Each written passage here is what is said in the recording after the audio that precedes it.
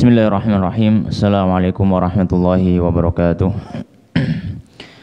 Alhamdulillah, wassalatu wassalamu ala rasulillah wa ala alihi wa ashabihi wa man walah. Wala hawla wala quwata illa billah, amma ba'd. Allahumma subhanaka la ilma lana illa ma 'allamtana innaka antal alimul hakim wa tub 'alaina innaka antat tawwabur rahim. Rabbi shrah li sadri wa yassir li amri wa hlul 'uqdatam min lisani yafqahu qawli. Allahumma amin. Ma'asyiral muslimin jamaah rahimani wa rahimakumullah. Alhamdulillah, malam hari ini Allah Subhanahu wa taala masih memberikan kesempatan kepada kita semua untuk kembali bermajelis, duduk di salah satu rumah dari rumah-rumah Allah Subhanahu wa taala dalam rangka thalabul ilmi, mempelajari agama Allah Subhanahu wa taala, mempelajari tata cara beribadah kepada Allah Subhanahu wa taala. Dan kita masih melanjutkan pembahasan dari serial fikih dalam mazhab Syafi'i, dan kita membahas kitab Fathul Qarib bil Mujib atau biasa lebih dikenal dengan kitab Fathul Qarib yang ditulis oleh Syekh Ibnu Qasim Al-Ghazi Asy-Syafi'i rahimahullahu taala. Dan insyaallah pada pertemuan kali ini kita akan membahas bab tayammum, yang mana pembahasan sebelumnya kita membahas tentang masalah mengusap khuf. Kita sudah jelaskan apa yang disampaikan oleh musannif dalam Fathul Qarib, dan insyaallah pada malam hari ini kita akan membahas masalah tayamum.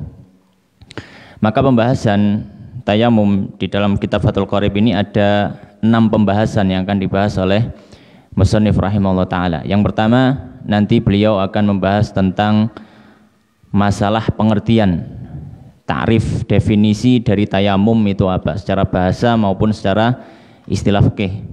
Kemudian yang kedua, beliau nanti akan membahas tentang syarat tayamum. Jadi supaya tayamum itu dianggap sah harus memenuhi beberapa syarat yang nanti akan disampaikan oleh musannif rahimahullah taala. Kemudian yang ketiga, beliau akan membahas tentang fardu dalam tayamum, yaitu hal-hal yang wajib dikerjakan di dalam tayamum tersebut. Kemudian pembahasan yang keempat, nanti beliau akan membahas tentang sunnah-sunnah dalam tayamum. Kemudian pembahasan kelima, beliau nanti akan membahas tentang pembatal-pembatal tayamum. Dan pembahasan yang terakhir, nanti beliau akan membahas beberapa masalah terkait dengan tayamum. Maka kita akan membahas dari pembahasan yang pertama yang dibahas oleh al-musannif rahimahullah ta'ala, yaitu tentang ta'rifut tayammum, tentang definisi atau arti dari tayamum itu, baik secara bahasa Arab ataupun secara istilah fikih.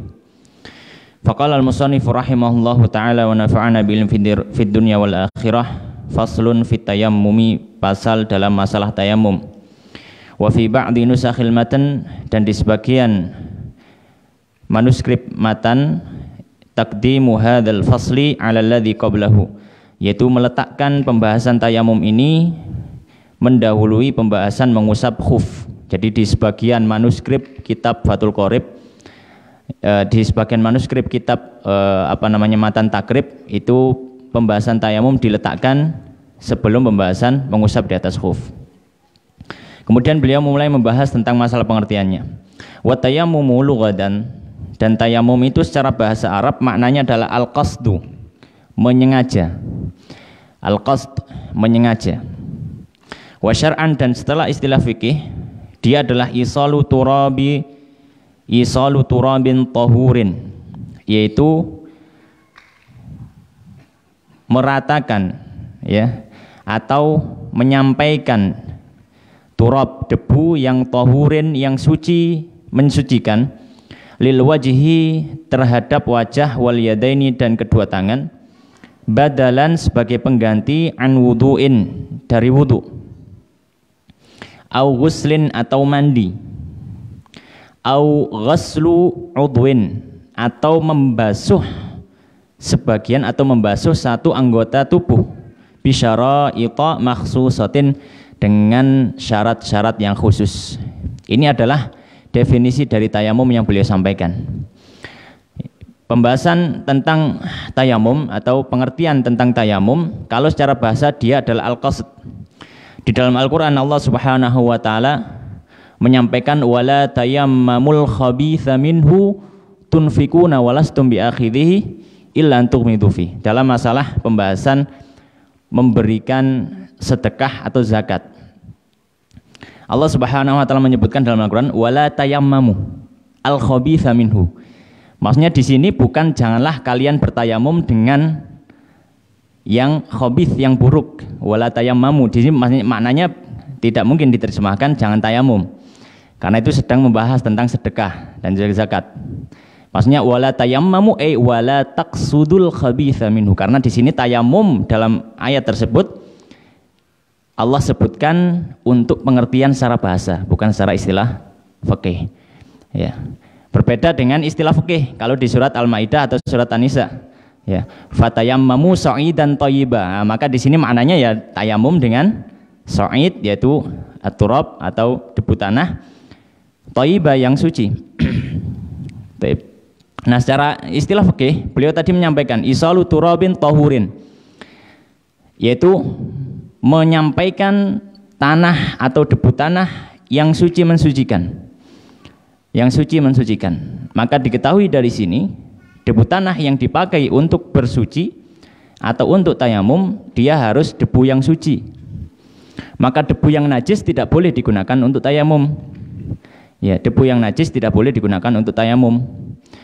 Ya, misalkan di situ ada tanah, kemudian tapi biasa digunakan untuk kucing biasanya buang air di situ, maka tidak boleh digunakan untuk tayamum. Karena di situ debunya debu apa? Najis. Ya, bercampur dengan najis. Ya. Kemudian juga tahur di sini maknanya adalah suci mensucikan. Makanya para fuqaha itu menyampaikan juga tidak boleh bertayamum dengan debu mustakmal. Nah, kalau kita ingat pembahasan dulu masalah air dibagi menjadi beberapa bagian, diantaranya adalah air yang suci tapi tidak mensucikan, diantaranya adalah air mustakmal. Di dalam pembahasan debu juga ada pembahasan debu mustakmal. Ya, bagaimana debu mustakmal itu diantara contohnya adalah debu yang sudah menempel pada anggota tayamum, maka tidak boleh digunakan untuk tayamum lagi. Yang menempel pada anggota tayamum, bukan yang tersisa di tanah. Ya.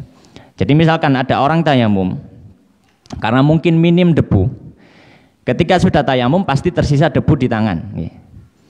Maka orang kedua tidak boleh menggunakan debu yang ada di tangan orang pertama untuk tayamum bagi dirinya. Karena debu tadi sudah mustakmal, yustakmalu fit tayamum, sudah dipakai untuk bertayamum, maka tidak boleh dipakai tayamum kembali. Nah, itu maksudnya debu mustakmal.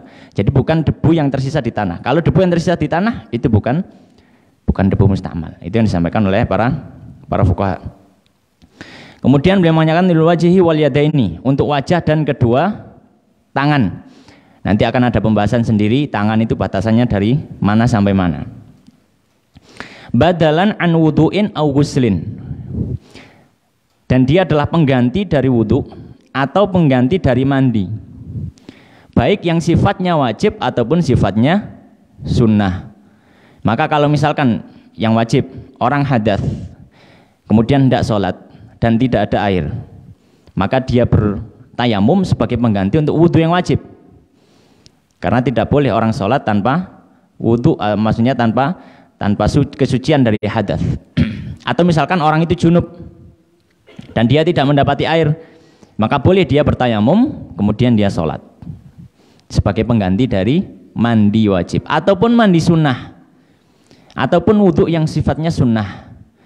Misalkan wudhu yang sifatnya sunnah adalah, ya, contohnya adalah tajdidul wudhu. Para fuqaha menyampaikan seperti itu, yaitu misalkan orang dalam kondisi sudah suci, cuma dia ingin memperbarui wudhunya kembali.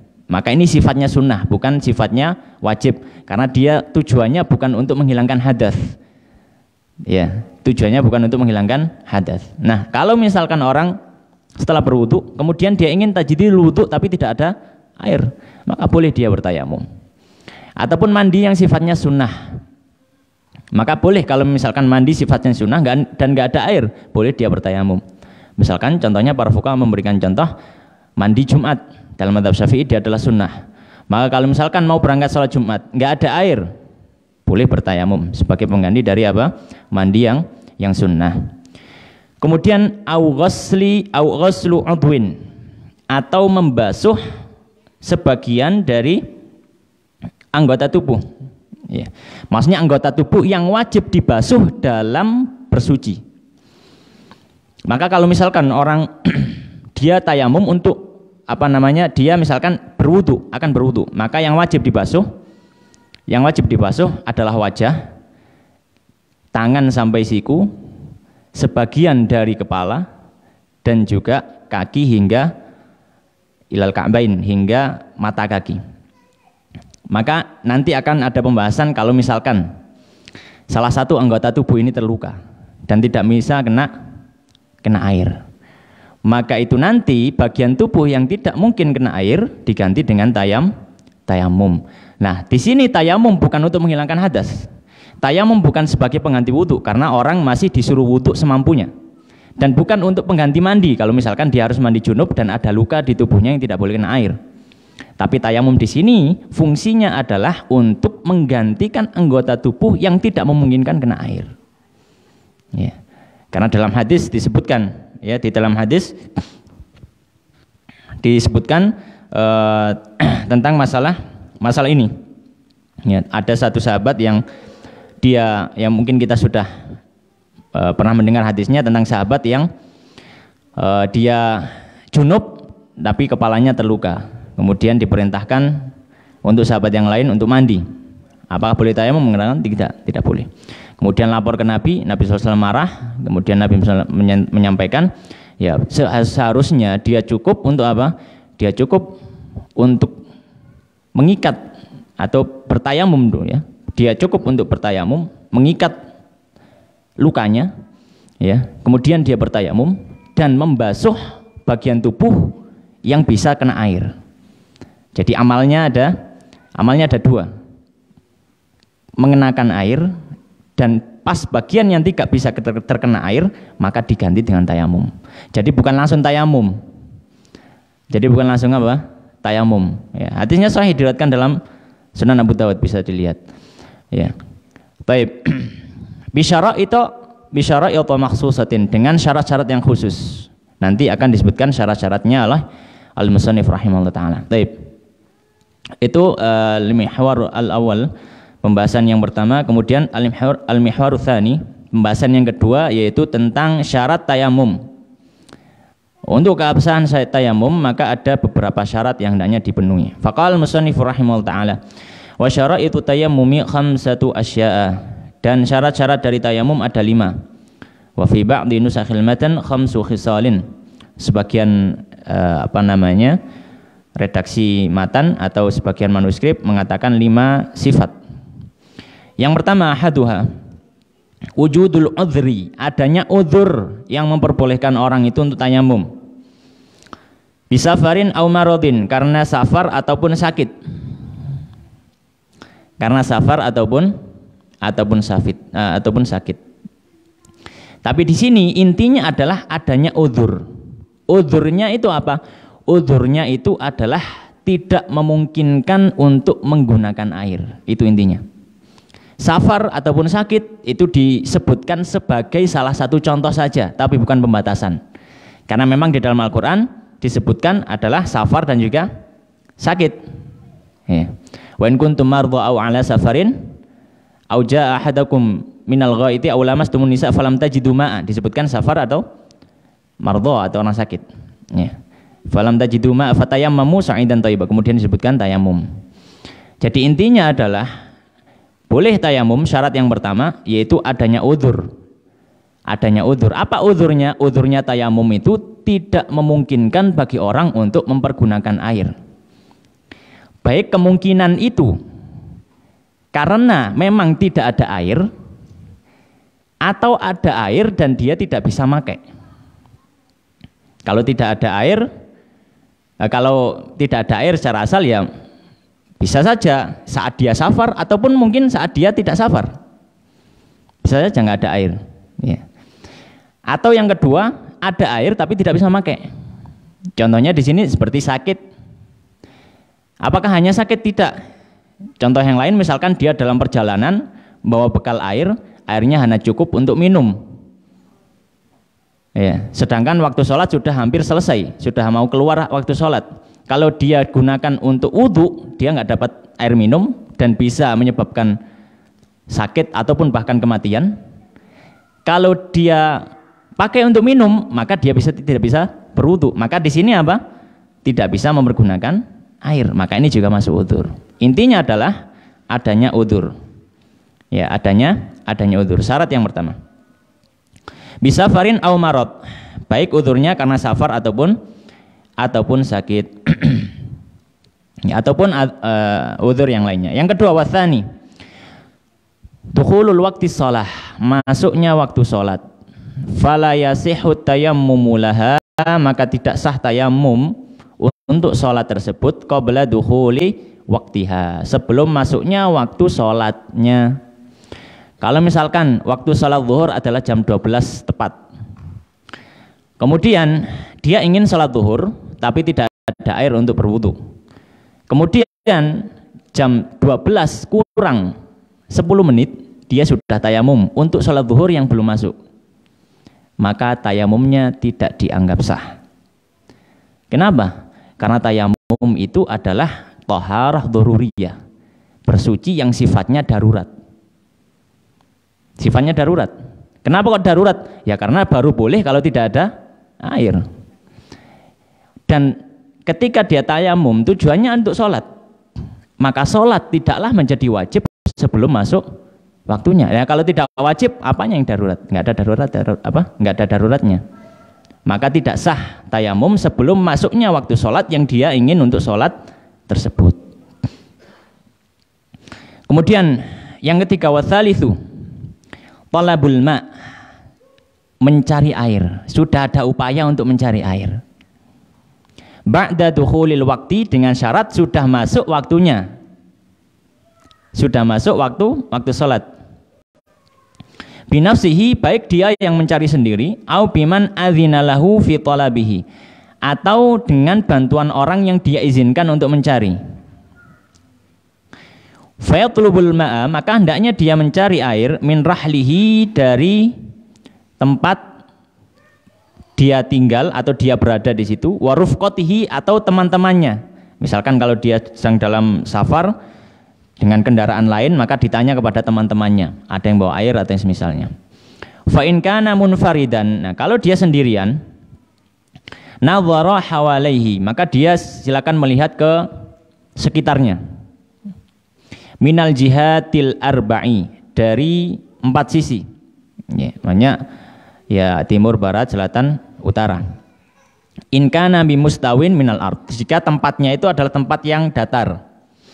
Ya, tempat yang datar. Fa in kana fiha irtifa'un wa inkhifad, kalau misalkan tempat yang dia berada di situ ya adalah perbukitan, taraddada qadra nadharihi, maka hendaknya dia pergi ya ke arah batas pandangannya. Ya. Ya, dalam artian kalau misalkan bukitnya dekat, maka silakan dia naik ke atas bukit itu, kemudian baru melihat. Ya, kemudian baru melihat. Bisa saja mungkin jaraknya tidak terlalu jauh dari bukit itu ada air. Tapi intinya syarat ketiga adalah ada upaya untuk mencari air dulu. Maka tidak boleh orang itu langsung masuk waktu sholat sudah tayamum saja. Ya. Tanpa ada upaya untuk mencari.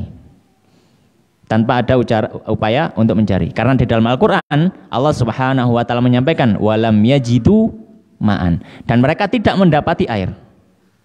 Ungkapan tidak mendapati air itu menunjukkan ada usaha sebelum itu untuk mencarinya, kemudian baru tidak mendapati air.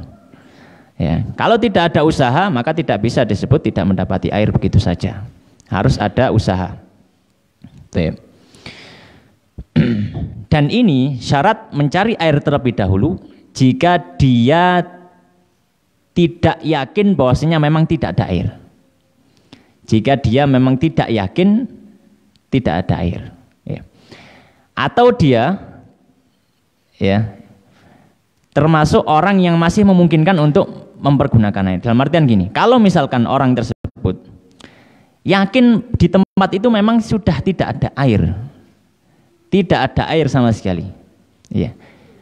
Tidak ada air sama sekali. Maka kalau dia yakin seperti itu tidak perlu mencari. Kalau memang sudah yakin betul, 100% yakin. Tapi kalau misalkan masih ada sisi keraguan, meskipun sedikit masih harus mencari. Masih harus mencari. Dan para fuqaha menyebutkan secara cukup rinci ya. Tapi kalau kita rinci mungkin akan menghabiskan waktu. Jadi ada dalam pembahasan tayamum ada haddul ghauth, ada haddul qurb, ada haddul buqad, dan itu memiliki hukum masing-masing.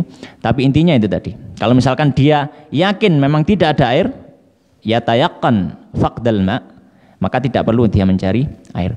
Tapi kalau ada sisi keraguan, mungkin ada. Meskipun persentasenya kecil, dia tetap berusaha untuk mencarinya. Baik, kalau sudah tidak ada maka baru boleh. Ya. Atau misalkan orang itu termasuk orang yang bertayamum bukan sebab karena tidak ada air, karena sebabnya dia tidak bisa pakai air, maka tidak perlu mencari. Ya. Meskipun ada pun dia tidak akan bisa, seperti dia sakit atau misalnya. Baik. Kemudian tadi disebutkan tentang di mana mencarinya, yaitu mencari di dekat dari dirinya, ya di sekelilingnya. Ya. Baik, kemudian yang keempat, warabi'u ta'adzuru isti'malihi. Ada uzur dalam memakai air. Ai al-ma'i, yaitu air. Bi'an, di mana dia ya khafa min isti'malil ma'i, dari memakai air tersebut ala dhahabi nafsin, akan hilangnya jiwa, au manfaati udwin, atau fungsi dari anggota badan. Ya. Maka di sini yang keempat beliau menyebutkan syaratnya, yaitu uzur tidak bisa memakai air. Ada uzur tidak bisa memakai air, kalaupun air itu ada. Ya. Jadi kalau misalkan air ada uzur, dia tidak bisa memakai air. Kenapa? Karena mungkin sakit yang dialaminya, yang mana kalau dia tetap memaksa memakai air, maka bisa jadi nyawanya terancam, seperti dalam hadis Nabi yang masyhur itu. Atau nyawanya tidak terancam, masih hidup, masih selamat, cuma kalau dia pakai air, maka fungsi dari organ atau fungsi dari anggota tubuh yang luka tadi akan hilang. Akan hilang. Ya. Atau misalkan fungsinya masih bisa kembali normal, akan tetapi sembuhnya semakin lama kalau dia pakai air. Maka ini juga termasuk udzur, disampaikan oleh para fuqaha. Ya. Ta'akhurul bur' istilahnya. Jadi lambatnya kesembuhan lukanya itu juga termasuk apa? Udzur untuk bertayamum. Nah, kemudian beliau mengatakan wa yadkhulu fil udhri, dan termasuk udhurnya juga malau kana bi qurbihi maun, seandainya di dekatnya itu ada air, wa khafa, dan dia khawatir, lau qasadahu, kalau dia pergi untuk ngambil air tadi, ala nafsihi, maka jiwanya terancam min sabuin, karena hewan buas misalkan.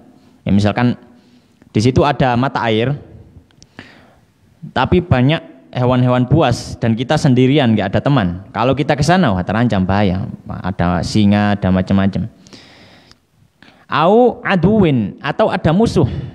Ada sumber air, tapi tidak mungkin kan kita untuk ke sana, dan tidak ada sumber air lain. Ya, maka ini termasuk apa? Termasuk udzur. Au ala malihi, atau khawatir hartanya, min sarikin au ghasibin, dari pencuri atau perampas. Jadi kalau misalkan dia pergi ke tempat air itu, ya di sana ada perampok misalkan, wah saya khawatir, saya sendirian bawa harta cukup banyak. Kalau saya tetap ngambil air ke sana, harta saya akan diambil oleh mereka. Nah ini juga termasuk apa? Termasuk udzur. Ya. Wa yujadu fi ba'dhi nusakhil matan, dan sebagian dari manuskrip matan takrib fi hadza syarti ziyadatun, ada tambahan ba'da ta'adzur isti'malihi, setelah ketidakmampuan untuk memakai, wahia wa i'wazuhu ba'da talabi, yaitu ketidakmampuan untuk memakai setelah dia mencari.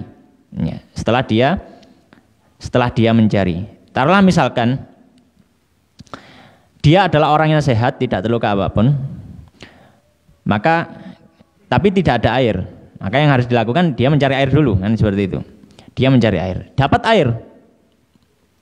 Setelah dapat air, dia bersama temannya, dan air itu ternyata hanya cukup untuk minum.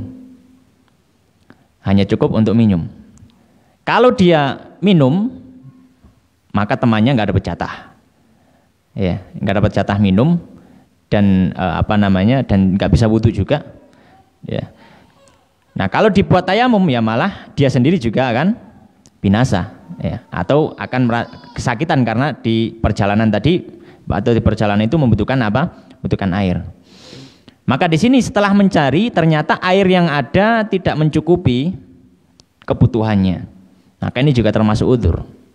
Ya, maksudnya kebutuhannya di sini adalah karena khawatir dari keselamatan jiwanya atau jiwa orang lain, ya, atau kesehatan dirinya atau kesehatan orang lain.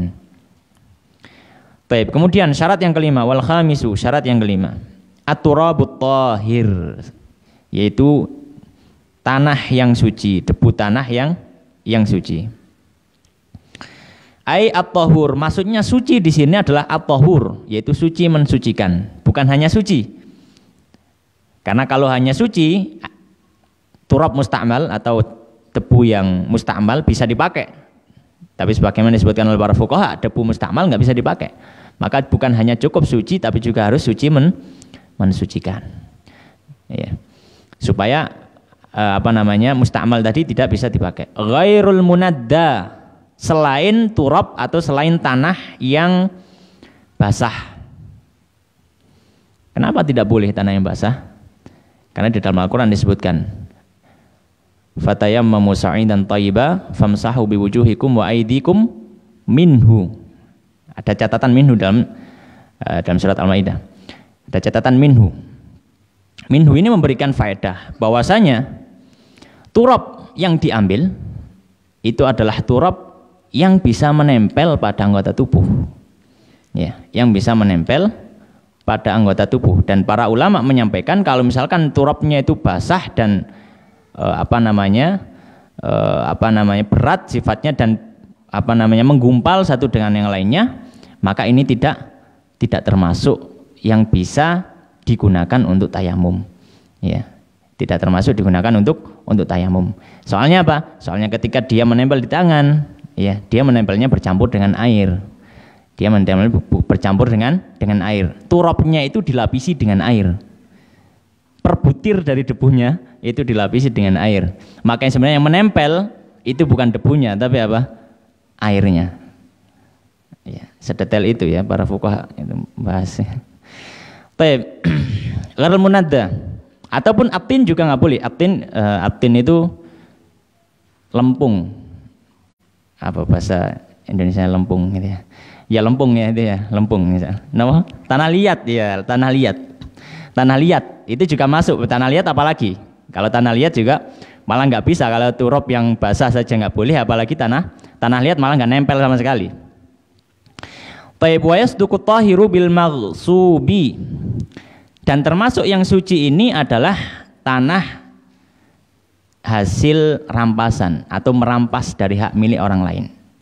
Jadi kalau misalkan ada orang gosop tanah orang, ya, mangan karangan gitu ya, mangan karangan wong gitu ya, karangan orang diambil, maka itu tanah haram, hukumnya haram kan ya, gosop kan haram.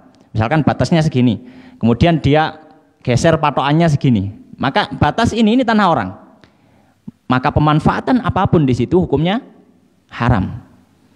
Ya. Kemudian dia si ghosib tadi, orang yang menggosop, mau sholat nggak ada air, dia tayamum pakai debu di situ. Maka ini tayamumnya sah, tapi dia berdosa ketika bertayamum itu. Ya. Dia berdosa ketika bertayamum itu. Ya. Bagaimana kok bisa sah? Ya bisa sah karena itu unsur luar dari tayamum itu sendiri. Sama seperti orang berwudu. Wudu dengan air hasil curian. Wudunya sah, tapi perilakunya dosa. Orang sholat, bajunya habis nyuri, ya, nyuri di toko dipakai bajunya untuk sholat. Ya. Maka sholatnya sah, tapi dia pakai baju itu adalah dosa. Wa turabu makbaratin lam tunbash, dan juga termasuk yang bisa digunakan untuk bersuci atau bertayamum adalah tanah kuburan yang masih baru atau belum terbalik. Hanya belum terbalik itu ya belum, dia masih baru lah, kuburannya masih baru. Belum ada penimpaan kuburan gitu ya. Belum ada penimpaan kuburan. Dalam artian kalau sudah ada penimpaan kuburan, jadi kuburannya sudah sempit sekali. Kemudian kadang ketika kita ngubur itu di atas kuburannya orang lain. Nah, itu berarti tanahnya sudah dibolak-balik di situ. Nah, kalau tanah yang sudah dibolak-balik ini tidak boleh, kata Imam Syafi'i rahimahullah. Kenapa? Karena tanah yang di bawah itu dia bercampur dengan najis. Karena ketika mayit itu sudah terurai darahnya, nanahnya, macam-macamnya, itu najis. Kemudian bercampur di tanah bagian bawah itu. Nah, kalau dia ditarik ke atas, maka dia tanah mukhtalatun bin najas. Dia bercampur dengan najis, maka nggak boleh. Tapi kalau misalkan dia adalah kuburan yang baru, ya, kuburan yang baru, misalkan ya masih belum ada penumpukan ini apa namanya, penumpukan kubur, maka tidak masalah. Ya, maka tidak masalah.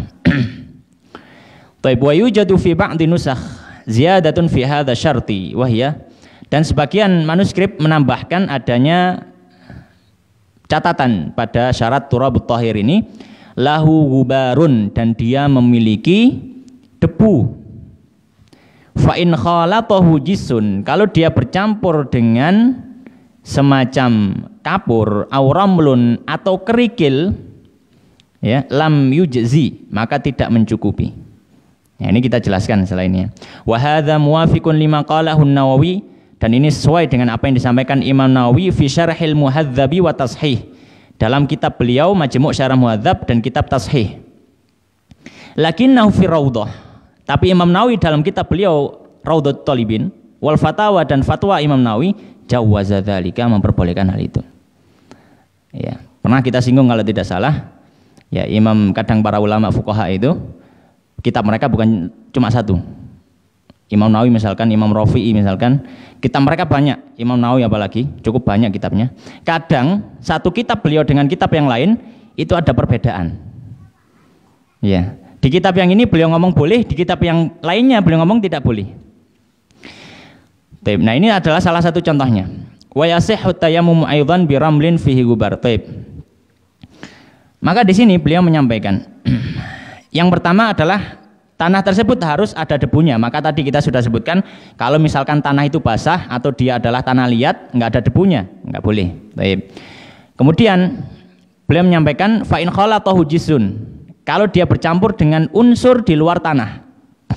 Unsur di luar tanah. Misalkan di sini beliau memberikan contoh adalah jis. Jis itu ya kapur, semacam kapur. Kalau misalkan dia bercampur dengan kapur, misalkan di situ habis digunakan untuk ngudak luluh gitu ya, apa namanya, ya itulah ya, untuk membuat adonan semen dan apa namanya untuk bangunan itu. Kemudian di situ tanahnya akhirnya bercampur dengan semen, ada kapurnya, macam-macam ya, bercampur, maka tanah yang itu tidak boleh dipakai untuk bertayamum. Kenapa? Karena itu bukan turab yang khalis lagi, bukan 100% turab, karena sudah ada unsur di luar tanah. Baik. Kemudian kalau bercampur dengan kerikil, maka di sini ada khilaf tadi. Imam Nawawi dalam kitab Syarah Muhadzab dan juga Tashih yang sebagaimana disebutkan oleh musannif di sini, beliau mengatakan juga tidak boleh kalau bercampur dengan kerikil. Ya. Tapi dalam kitab Raudhah dan fatwanya Imam Nawawi, beliau mengatakan boleh kalau bercampur dengan kerikil, bukan dengan jis ya, bukan dengan kapur. Kalau kapur sepakat para fuqaha menyatakan tidak boleh karena itu unsur luar dari tanah. Tapi kalau kerikil ini unsur tanah itu sendiri. Dan para ulama setelahnya mereka memberikan catatan, mendudukkan perbedaan pendapat ini, dan para fuqaha Syafi'iyah khususnya mereka menyampaikan Kalau ya misalkan ya kerikilnya itu ya kalau misalkan kerikilnya itu sangat-sangat halus ya. Kalau misalkan kerikilnya sangat-sangat halus ya, misalkan hampir sama dengan debunya gitu ya, misalkan hampir sama dengan debunya, maka di sini para ulama menyatakan dibolehkan ya, dibolehkan ya. Jadi misalkan ada kerikil-kerikil yang sangat-sangat halus ya. Biasanya kalau di tanah-tanah yang biasa masih ada kerikil-kerikil yang ya memang itu bagian dari tanah dan sangat-sangat halus sekali, maka diperbolehkan ya, maka diperbolehkan. Tapi kalau misalkan kerikilnya itu cukup besar ya, kerikilnya cukup besar dan bercampur dengan tanah ya, maka ini tidak mencukupi, dalam artian tidak boleh digunakan ya. Jadi kalau misalkan romel itu na'iman, istilahnya para fuqaha, na'iman itu sangat-sangat kecil yang hampir ukurannya sama dengan debunya, maka boleh. Tapi kalau misalkan besar-besar, maka yang nempel dan ini bukan debu, kerikilnya yang nempel akhirnya ya, maka tidak diperbolehkan. Baik. Nah, itu untuk masalah kerikil. Kemudian beliau mengatakan wa yasihu tayammum aidan bi ramlin fihi ubar. Nah, bagaimana sekarang kalau misalkan di sini ada kumpulan kerikil. Kalau yang kasus tadi itu kerikil bercampur tanah, sudah bercampur. Tapi ini ada lapisannya, kerikil ya, banyak kerikil. Kemudian di atasnya ada debu-debu. Bukan bercampur ya, bukan bercampur. Maka di sini tentu boleh, jelas boleh. Ya, kerikil kemudian ada debu, maka boleh ya, memakainya karena diambil adalah debunya tadi ya. Termasuk kalau misalkan debu itu sudah terbang ke tempat lain di luar tanah, selama ketika ditepok itu tersisa di tangan, maka boleh. Misalkan rumah ya lama tidak dipakai hingga debunya itu di atas meja, debunya di mana-mana, boleh pakai itu. Dengan syarat apa? Dengan syarat ada yang tersisa dari debu tadi menempel di tangannya. Tapi kalau tidak ada sama sekali, bersih seperti ini ya, dibersihkan setiap hari, kaca nggak ada debunya, maka tidak boleh digunakan untuk tayamum ya. Baik. Wa kharaja biqaulil musannif at-turabu ghairuhu. Dan musannif tadi mengatakan yaitu dengan tanah, maka tidak termasuk selain dari tanah. Seperti apa? Kanurah, seperti ya gamping itu misalkan, wasihaqatu khazaf, atau deplokan dari tembikar ya, tembikar ya, misalkan layah, kemudian kendi dihancurkan, genteng dihancurkan, dideplok sampai halus, apakah boleh dikuat tayamum? Maka tidak boleh, maka itu sudah di luar dari turab ya, di luar dari turab. Jadi sedangkan di Al-Qur'an disebutkan at-turab, tanah. Wa kharaja bitahiri an-najis, dan musannif tadi mengatakan at-tahir, maka tidak termasuk kalau turabnya itu adalah turab yang najis tadi kita sebutkan, maka dia tidak boleh digunakan untuk tayamum. Wa amma turabul musta'mal fala yasihhu tayammumu bihi. Adapun turab yang musta'mal ya tadi, bekasnya orang di tangannya kemudian dipakai untuk tayamum, maka tidak sah juga bertayamum dengannya. Intinya dia adalah harus turab yang tahir, suci dan sekaligus mensucikan ya. Dan ada debunya di situ. Kalau misalkan dia tanah yang becek nggak ada debunya, maka tidak diperlukan untuk tayamum. Taib.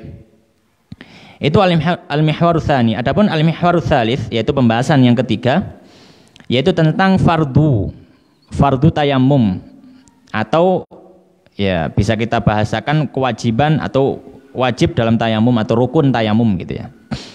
Faqala musannif rahimahullah ta'ala wa faraiduhu arba'atu asya. Dan fardu tayamum itu ada 4. Ahaduha, yang pertama an-niyatun, niat. Wa fi ba'di nusakh arba'u khisal. Di sebagian manuskrip disebutkan 4 sifat. Yaitu niyatul fardhi. Niat fardu. Fa inna wal mutayammimu. Kalau orang yang bertayamum itu niat al-fardha, untuk suatu ibadah yang wajib, wan nafla, dan ibadah yang sunnah, istabahahuma, maka boleh baginya untuk melakukan keduanya. Au al fardhu, atau dia hanya meniatkan untuk ibadah yang fardu saja, awil fardhu faqat istabaha ma'hu nafl, maka boleh baginya untuk ibadah yang sunnah. Wa salatul janazati aidan, dan juga salat jenazah. Atau an-nafla faqat, dia hanya niat untuk ibadah yang sifatnya sunnah. Lam yastabih ma'ahul fardhu, maka tidak boleh baginya untuk melakukan ibadah wajib dengan tayamumnya tadi. Wa kadza law nawas salata, demikian pula kalau dia niatkan salat secara mutlak. Ya. Maka di sini fardu atau kewajiban yang pertama dalam tayamum adalah niat. Innamal a'malu binniyat, sangat jelas sekali. Ya, innamal a'malu binniyat, harus ada niat ketika tayamum.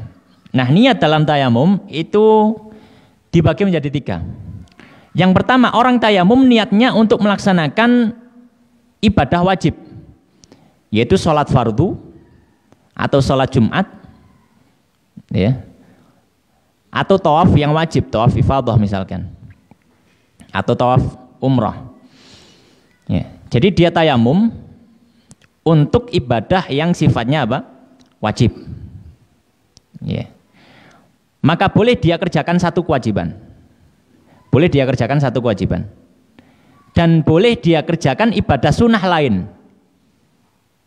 Atau yang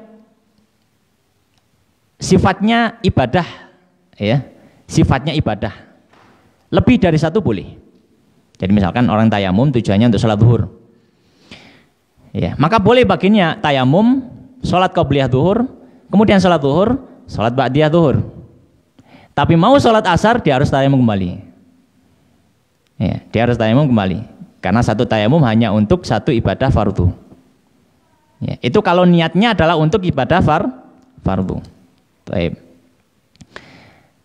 Yang kedua, niat yang kedua atau maratibun niyah, ya, martabat yang kedua.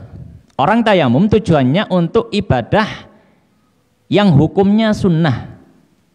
Ibadah yang hukumnya sunnah. Dan yang dimaksud dengan hukumnya sunnah di sini para ulama memberikan contoh diantaranya adalah sholat sunnah, ya, sholat sunnah, atau tawaf yang sunnah, atau tawaf yang sunnah. Ya. Maka kalau orang itu tayamum tujuannya untuk ibadah sunnah, dia tayamum tujuannya apa? Tujuannya dia mau salat duha. Selesai tayamum, dia salat duha. Setelah itu dia menunggu dan belum hadas sama sekali, masuklah waktu zuhur. Bolehkah dia salat zuhur dengan tayamum duhanya? Maka tidak boleh. Kalau tujuannya untuk ibadah sunnah, maka tidak boleh digunakan untuk ibadah wajib. Yang dia gunakan, yang diperbolehkan hanya apa? Ibadah sunnah. Innamal a'malu binniyat wa innamal likulli imri'in ma nawa. Ya. Baik. Kemudian para ulama menyebutkan martabat yang ketiga, dia niat tayamum tapi tujuannya bukan untuk sholat wajib ataupun sholat sunnah, tawaf wajib ataupun tawaf sunnah, tapi tujuannya adalah untuk ibadah yang lain atau untuk hal yang lain. Misalkan apa? Misalkan tayamum untuk zikir misalkan. Dia ingin, Nabi SAW pernah ketika ada sahabat beliau selesai kencing, beliau kencing, ada sahabat yang mengucap salam, maka tidak dijawab oleh Nabi SAW sehingga beliau selesaikan kencingnya, kemudian beliau bertayamum, kemudian baru jawab salam. Ya, maka boleh tayamum untuk zikir. Ya. Nah, para ulama menyebutkan untuk martabat yang ketiga. Maka kalau tayamum ini digunakan untuk selain sholat yang fardu ataupun sholat yang sunnah, termasuk juga tawaf yang fardu atau tawaf yang sunnah, maka dia tidak boleh digunakan untuk sholat ataupun tawaf.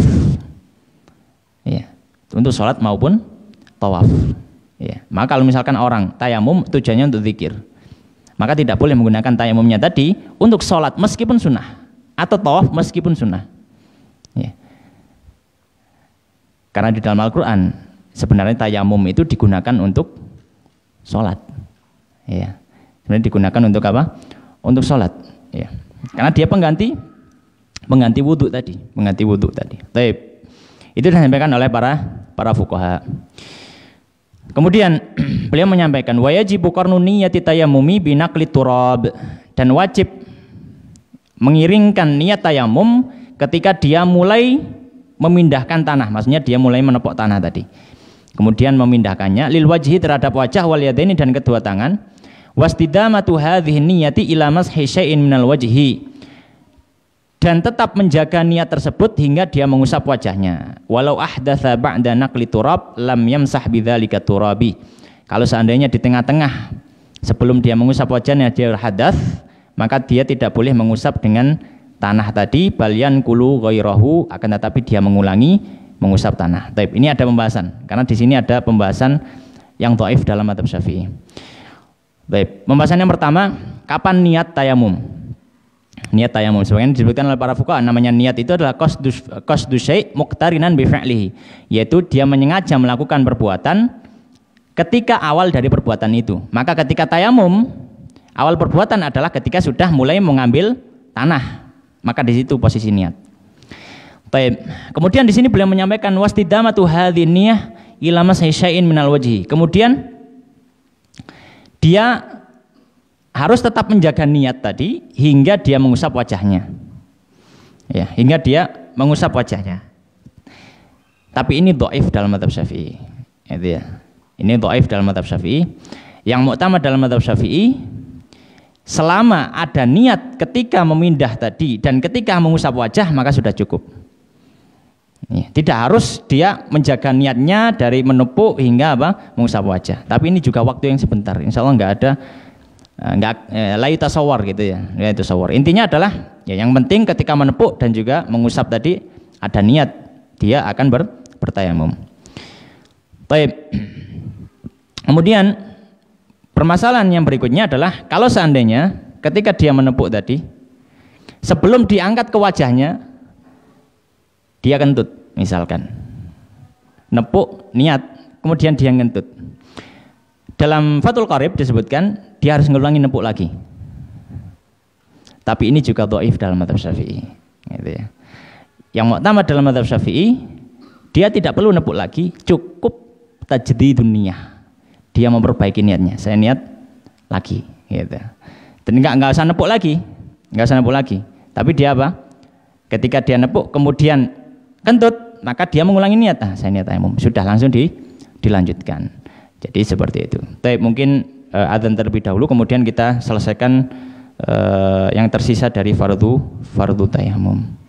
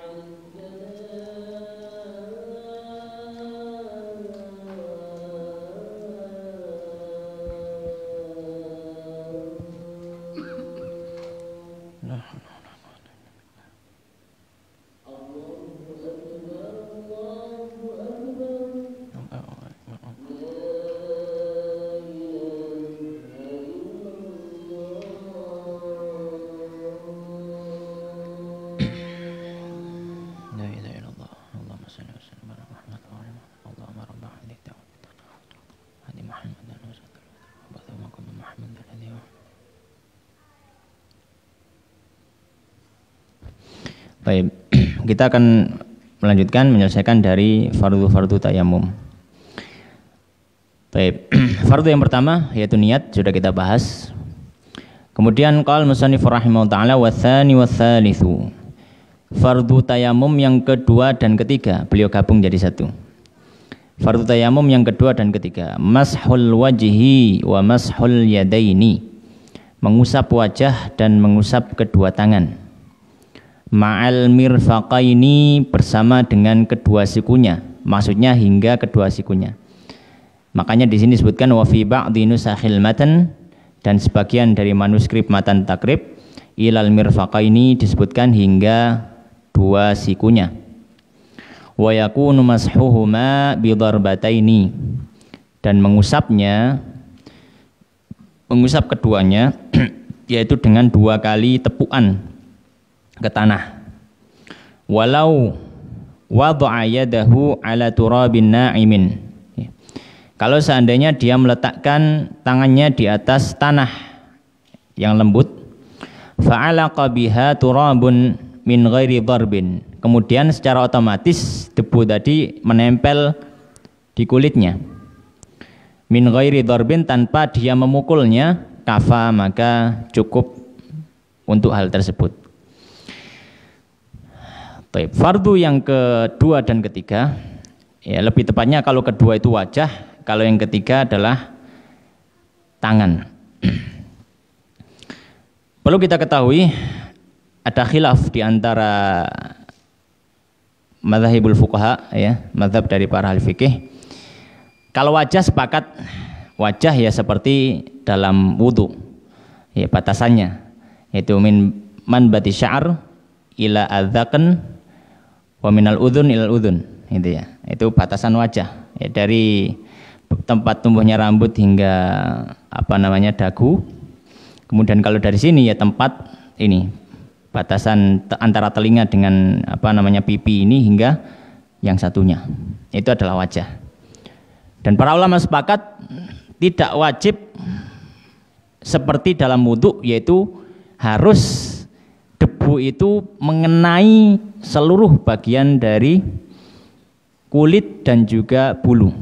Yang penting permukaan kena. Beda dengan wudu.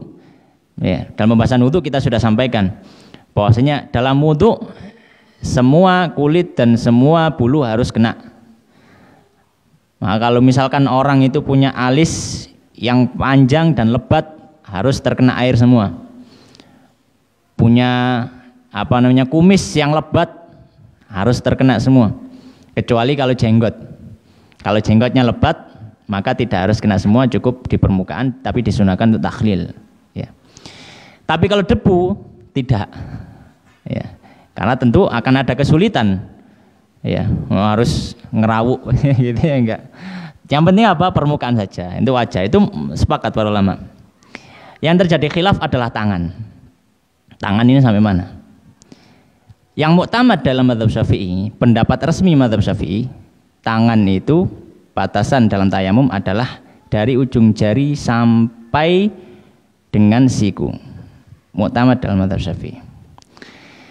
Tapi dalilnya apa mazhab Syafi'i? Ya, dalil mereka adalah Al-Quran. Dalilnya mereka adalah Al-Quran. Ada dalil kita adalah Al-Quran. Apa? Dalam Al-Quran disebutkan, fatayammamu sa'idan thayyiba famsahu biwujuhikum wa aydikum. Allah sebutkan sampai tangan saja. Beda dengan di wudu. Wasilu wujuhakum wa aydiyakum ilal marafiq. Maka dalam kaidah usul fikih, para ulama usul menyampaikan boleh mentakyid sesuatu yang mutlak kepada sesuatu yang sejenis. Wudu dengan tayamum sama-sama taharah. Wudu dengan tayamum sama-sama bisa atau sebagai tayamum sebagai pengganti dari menghilangkan hadas besar dan hadas kecil dari wudu sebagai penggantinya. Maka keduanya sama-sama taharah. Dan di wudu disebutkan secara spesifik, tapi di tayamum disebutkan secara lepas, secara mutlak. Maka yang dipakai di dalam wudhu dipakai juga untuk tayamum. Yang dipakai di dalam wudhu dipakai juga dalam tayamum. Sama seperti kasusnya tahriru raqabah, membebaskan budak. Membebaskan budak. Dalam masalah kasus zihar misalkan, orang mengatakan kepada istrinya, anti alaika dhahri ummi, kamu seperti punggung ibuku. Maka hukumannya apa? Hukumannya adalah dia harus membebaskan budak. Dalam ayat cuma disebutkan tahriru raqabah, membebaskan budak. Baik kafir ataupun muslim disebutkan secara mutlak. Tapi para ulama menyampaikan tidak sah membebaskan budak untuk kafarah zihar kecuali budak yang muslim. Alasannya apa? Karena ayat ini ditakid, dikhususkan dengan ayat lain dalam masalah kafarah menyebutkan ada tambahan wa tahriru raqabatin mukminah seperti di kafaratul qatl. Kafarah orang bunuh orang. Maka harus mukminah. Maka para fuqaha menyampaikan, maka sebagaimana juga hal tersebut berlaku di tayamum yang dikhususkan dengan batasan tangan pada saat wudhu. Kalau misalkan saya mengatakan, mengapa kita tidak mengkhususkannya dengan batasan tangan pada kisos potong tangan? Ya. Wasariq wasariqatu faqta'u aydiyahuma, sama aidi, ya. Sama dua tangan. Dan tidak diberi batasan dan dibatasi oleh Rasulullah ketika prakteknya yaitu sampai apa? Pergelangan tangan. Kenapa kok nggak dimasukkan saja, nggak ditakid dengan apa? Dengan batasan potong tangan, kan sampai sini. Maka para fuqaha mengatakan jawaban ulama Syafi'iyah, ya enggak, beda kasus. Ya. Itu kan masalah jinayat, masalah hukum menghukum. Nah, ini masalah thaharah, sudah beda kasus nggak bisa. Tapi kalau masih satu jenis kasus thaharah maka bisa. Menguatkan pendapat ulama Syafi'iyah sampai mirfaq, yaitu pendapat dari pendapat dari sahabat Ibnu Umar radhiyallahu ta'ala anhu. Beliau mengatakan at-tayammumu darbatan, darbatun lil wajhi wa darbatun lil yadaini ilal mirfaqaini, dalam Bulughul Maram ada. Tayamum itu 2 kali pukulan. Pukulan pertama untuk wajah, pukulan kedua untuk untuk tangan sampai apa? Mirfaq, sampai siku. Baik. Bagaimana dengan hadis Ammar radhiyallahu ta'ala anhu, yang mana beliau ceritanya beliau junub dan seterusnya itu bersama-sama sahabat Umar, kemudian ketika sampai kepada Nabi beliau diberitahu oleh Nabi Shallallahu Alaihi Wasallam, cukup bagimu untuk memukul, ya, kemudian untuk wajah dan telapak tangan. Maka fine, itu dalam Umdatul Ahkam riwayat Bukhari Muslim. Baik. Maka para fuqaha Syafi'iyah, ya, maka para fuqaha Syafi'iyah mengambil pendapat enggak, kita tetap ilal mirfaqaini. Kenapa? Lebih berhati-hati. Lebih berhati-hati. Ya. Tapi ulama yang lain mengatakan tidak, sampai mirfaqaini saja. Sampai telapak tangan saja. Ala kulli hal, kita sampaikan dalam mazhab Syafi'i yang muktamad, pendapat resmi mazhab Syafi'i harus sampai apa? Sampai siku. Namun mazhab yang lain seperti mazhab Hambali menyampaikan cukup sampai segini saja. Jadi wajah, kemudian ya di sini sudah selesai. Dan Imam Nawawi rahimahullah taala memilih mazhab Hambali. Padahal beliau adalah ulama besar mazhab Syafi'i. Tapi bukan berarti di sini pendapat mazhab Syafi'i berubah, tidak. Karena jumhur ulama Syafi'iyah berpendapat ya sampai mirfaqaini. Dan Imam Syafi'i juga yang sendiri berpendapat sampai apa? Mirfaqaini. Ala kulli hal, al khilaf ya baqa khilaf, ya. Khilaf tetap terjadi, ya. Silahkan kita pilih yang mana, yang penting bukan dalam ranah bermudah-mudahan gitu ya. Kita berusaha untuk mengikuti apa yang disampaikan oleh para ulama. Taib. Kemudian wa yakunu mashuma bi darbataini, ya, dengan 2 pukulan, ya, pukulan pertama untuk wajah, pukulan kedua untuk tangan. Nah, yang disampaikan dan ini jumhur para ulama menyampaikan harus dengan apa? 2 pukulan. Taib. Dan pukulan ini, ya, pukulan ini bukanlah syarat. Bukanlah syarat dalam artian kalau nggak mukul berarti nggak sah, bukan. Tapi yang penting ada debu yang nempel. Makanya beliau memberi penjelasan kalau seandainya dia taruh saja tangannya, nggak perlu dipukul, ditaruh saja. Terus kok ada debu yang nempel maka sudah cukup, nggak perlu mukul. Taib. Kemudian syarat yang fardu yang terakhir, yang keempat, warabiu at-tartib. yaitu berurutan. Fayajibu taqdimu mashil wajhi, maka wajib mendahulukan wajah ala mashil yadaini daripada mengusap kedua tangan. Sawa'un tayammama an hadatsin asghara au akbara, sama saja dia tayamum untuk hadas kecil ataupun hadas besar. Walau tarakat tartib lam yasih, kalau seandainya dia meninggalkan runtutan ini tidak sah. Ya. Ya, jadi dia tayamum harus urut. Yang pertama untuk wajah, yang kedua untuk apa? Untuk tangan. Nggak boleh dibalik. Tayamum kemudian tangannya dulu, kemudian baru wajah. Ya, maka tidak sah. Wa amma akhdhu turab lil wajhi wal yadaini. Adapun untuk mengambil tanah ya untuk wajah dan kedua telapak tangan, kedua tangan, fala yustaratu fihi tartib, maka tidak dipersyaratkan urut. Falau daraba biyadaihi duf'atan ala turabin, kalau seandainya dia memukulkan dua tangannya sekali di atas tanah, wa masaha biyaminihi wajahu, dia mengusap dengan tangan kanannya untuk wajahnya, wa biyasarihi yaminahu, dan tanah yang tersisa di tangan kirinya, di telapak tangan kirinya digunakan untuk mengusap tangan kanannya, jaza maka boleh. Jadi urutan yang dianggap urut itu ketika mengusap wajah dan tangan ini yang harus urut. Adapun pukulannya ya nggak harus urut. Dalam artian tadi beliau contohkan, kalau misalkan dia mukul, ini pukulan pertama, dianggap pukulan pertama karena sama-sama nggak urut kan. Ini bukan ini dulu atau ini dulu, tapi sama-sama. Ini satu pukulan. Kemudian yang pertama dia gunakan untuk mengusap wajah. Kemudian tanpa memukul lagi, dia langsung mengusap tangan kanan. Kemudian tangan kiri baru dia mengusap tangan kiri. Ya, maka di sini kan pukulannya nggak urut ya. Pukulannya kan kalau harusnya urut, sekali pukul untuk wajah, sekali pukul untuk tangan. Tapi ini sekali pukul untuk wajah plus tangan dan pukul lagi untuk tangan satunya. Maka ini nggak urut. Maka ini tidak masalah. Karena kewajiban untuk urut adalah untuk wajah dan tangan yang diusap, bukan mengambil tanahnya.